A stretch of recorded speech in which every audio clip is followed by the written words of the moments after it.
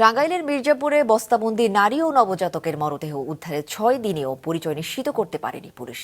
গর্ভবতী ওই নারীকে ধর্ষণের পর হত্যা করা হয়েছে কিনা তাও নিশ্চিত নয় পুলিশ।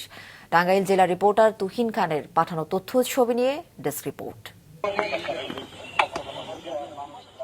20 এপ্রিল সন্ধ্যায় উপজেলার জামুরকি ইউনিয়নের গুন্টিয়া গ্রামে লৌহজং নদীর তীর থেকে মাটি চাপা দেয়া অবস্থায় বস্তাবন্দি এক নারী ও নবজাতকের মরদেহ উদ্ধার করে পুলিশ।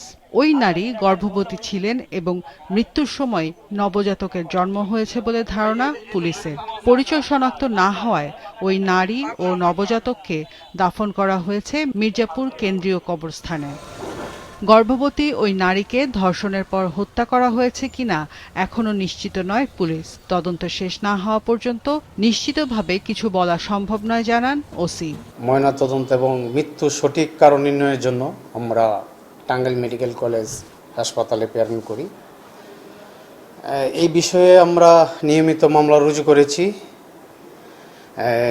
এবং ঘটনা প্রকৃত রহস্য উদ্ঘাটনের জন্য আমরা নিরলসভাবে কাজ করে যাচ্ছি। ধর্ষণের কথা যে উঠছে এটা এখন আমরা নিশ্চিত না। এটা মেডিকেল এবং ফরেনসিক রিপোর্ট আসলেই প্রকৃত মৃত্যুর কারণ নির্ণয় করা যাবে। এই ঘটনার দ্রুত তদন্ত ও বিচার দাবি করেছেন স্থানীয়রা। এ ধরনের ঘটনা রোধে কার্যকর ব্যবস্থা চান তারা।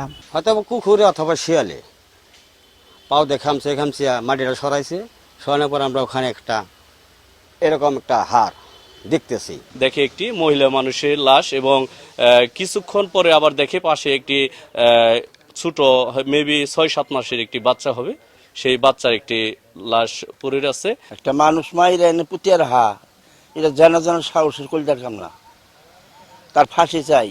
যারা এই অপরাধের সাথে বিভৎস অপরাধের সাথে জড়িত তাদের যেন আইনের আওতায় আনা হয় দ্রুত। তো আমরা চাইবো যে সরকার অতি দ্রুত এটাকে আইনের আওতায় আনবে এবং লাশটা শনাক্তকরণ করবে এবং যথাযথ বিচার করবে।